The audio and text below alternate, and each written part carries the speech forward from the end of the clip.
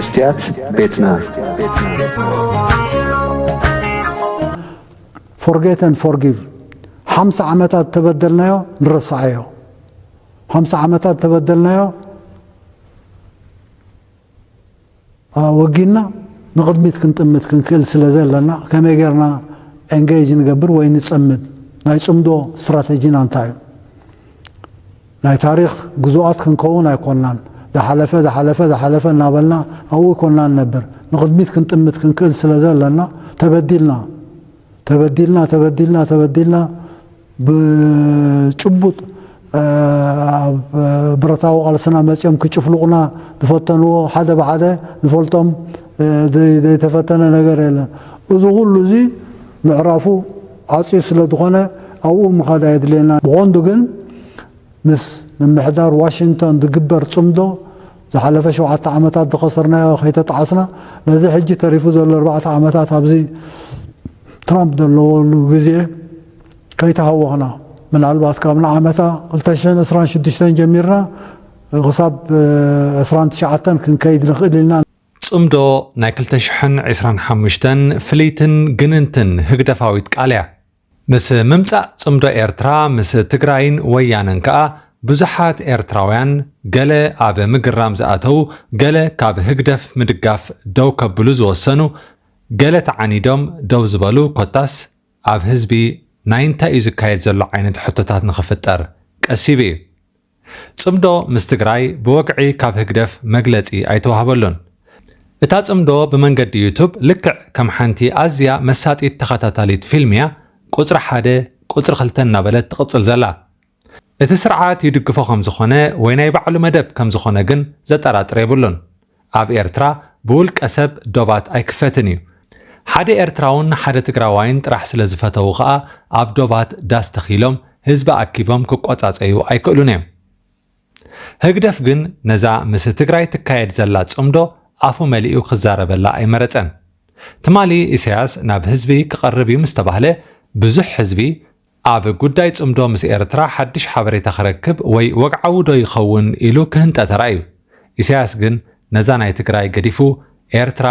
ኣብ 2026 ምስ ኣሜሪካ ጽምዶ ተሓስብ ከም ዘላ ነጊርና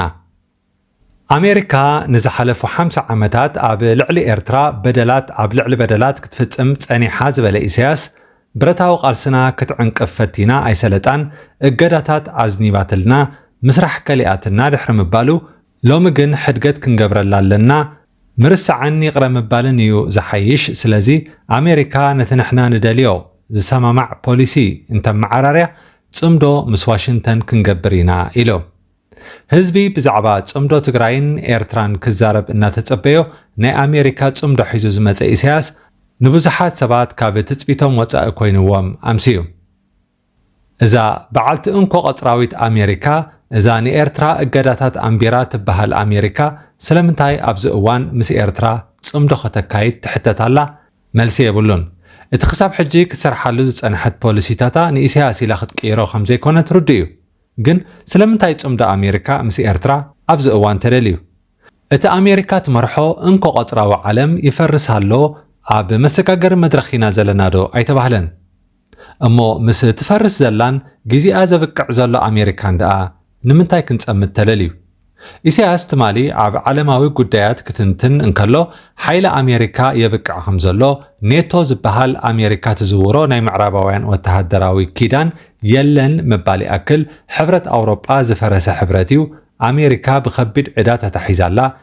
እታ ቅድሚ ገለ ዓመታት ሳልሳይ ዓለም ትበሃል ዝነበረት ቻይና ሎሚ ንቐዳማይ ዓለም ሓሊፋ ኣብ ካልእ ታሪኽ ኣትያላ ስለዚ ድሕሪ ምዝዛም ዝሑል ኩናት ኣሜሪካ ዝተኸተለቶ እንኮ ቀፅራዊ ስርዓት ሎሚ ይፈራኸሻሎ ኢሉ ነይሩ ነዚ ምስ በለ ግን ኢሳያስ ጽምዶ ምስ ኣሜሪካ የድልየና እዩ ኣብ 2025 ነቲ ጽምዶ ክንዳለወሉ ኢና ኣሜሪካውን ቀዳምነታት ስለ ዘለዋ ክንህውኻ ኣይንደልን ንቐዳምነታታ ክነኽብረላ ኢና ቅድሚት ስርዑና እናበልና ኣይንህውኾምን ኢና ካብ 2026 ንድሓር ግን ክንጅምሮ ኢና ኢሎ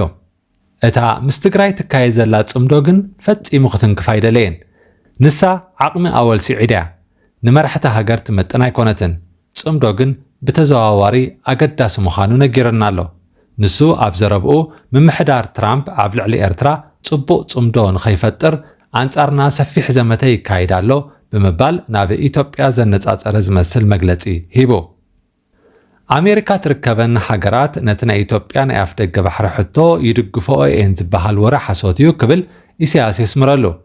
መሪሕነት ኣሜሪካ ኣብዚ እዋን ኣብ ዓበይቲ ውሽጣውን ዓለማውን ጉዳያት ተጸሚዱ ከም ዘሎ ብምእማድ ድማ ኣብዚ ሕጂ ብዙሓት ኩነታት እናሓለፉ ይኸዱ ኣለዉ። ናይ ዩክሬን ኣሎ ዘይተወድአ፣ ናይ ቻይና ኣይተወድአን፣ ናይ ፓናማ፣ ግሪንላንድ፣ ካናዳ እዞም ክድርበዩ ዝጸንሑ ባሎናት ኩሎም ይውድኡ ኣለዉ። ከምዚኦም ባሎናት ንፋስ እናወሰዶም ምስ ከደ ኩሉ ነገር ናብ ምርግጋእ ምስ መፀ ብድሕሪኡ ኮፍ ኢልና ክንረዳዳ ኢና ኢሉ። ጽምዶ ኤርትራን ኣሜሪካን ኣብ ፈለማት ሰዓታት ኣዝዩ ዱልዱል እዩ ነይሩ። በዓልቲ ቤት ናይ ሽዑ ናይ ኣሜሪካ መራሒ ዝነበረ ቢል ክሊንተን ዝኾነት ሂላሪ ክሊንተን ናብ ኤርትራ ከይተረፈ ብኣካል ብምምጻእ ኣብ እምባ ደርሆ ሓንቲ ክሊኒክ መሪቓ ከፊታ ነይራ። ሽዑ ዝነበረ ሸበድበድ ጉድ እዩ።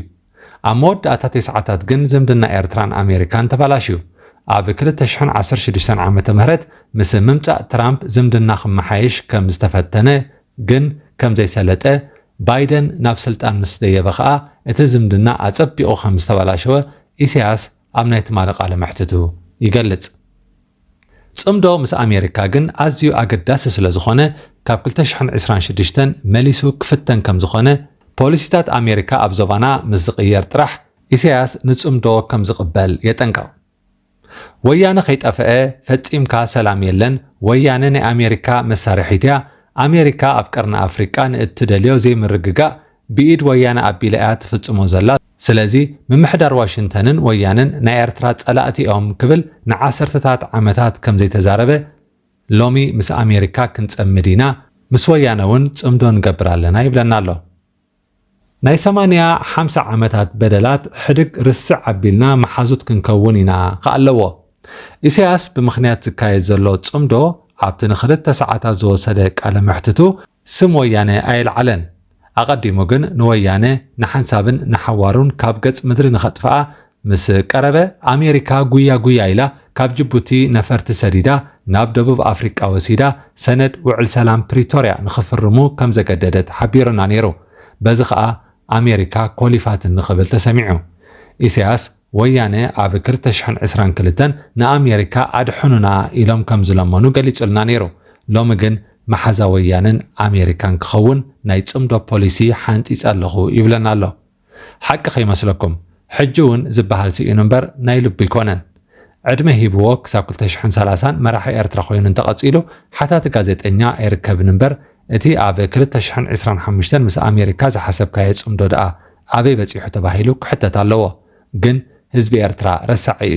ን34 ዓመታት ብዙሕ ዘይተፈጸመ መብጻዕታት ተነጊርዎ እዩ። ግን ተመሊኹ ስለ ዝኾነ እቲ ከምዚ ዝበልካና ኣበይ ኣሎ ወዮ ዝኣተኻልና መብጻዕኸ ክብሎ ኣይክእልን እዩ። ኢሳያስ ምስ ኣሜሪካ ጽምዶ ከካይድ ከም ዝኾነ ድሕሪ ምግላጹ ብዛዕባ ጽምዶ ምስ ትግራይ ጉዳይ ውሽጣዊ ሃለዋት ኤርትራን ከይተዛረበ ህድማ ንቕድሚት ገይሩ ካብ ዓይኒ ካሜራ ተሓቢኡ መምፂኡ ንኣቢ ዕሸል ደንቆሮ ብድሮናትካ ኣይፈርሕን እየ ንምባል ነይሩ። እቲ ኣብ 2018 ምስኡ መስሪትዎ ዝነበረ ጽምዶ ከም ዝፈረሰ ከዓ ብወግዒ ንምንጋርና እዩ። መስትያት ቤትና መስትያት ቤትና ንሓቀኛ ምስሊ ኤርትራ ንምንጽብራቕ ዝተፈላለየ ጽሑፋት ተንቀሳቓሲ ምስልታትን ቃለ መሕትታትን ሒዛ بذكريات كبر أب إنها ترى لو تقرب مدبيا كفوت لساني من يزعج وني عيسجدن علي عبطاقوت ملاخي قطاوخي قنا مسلي فتحي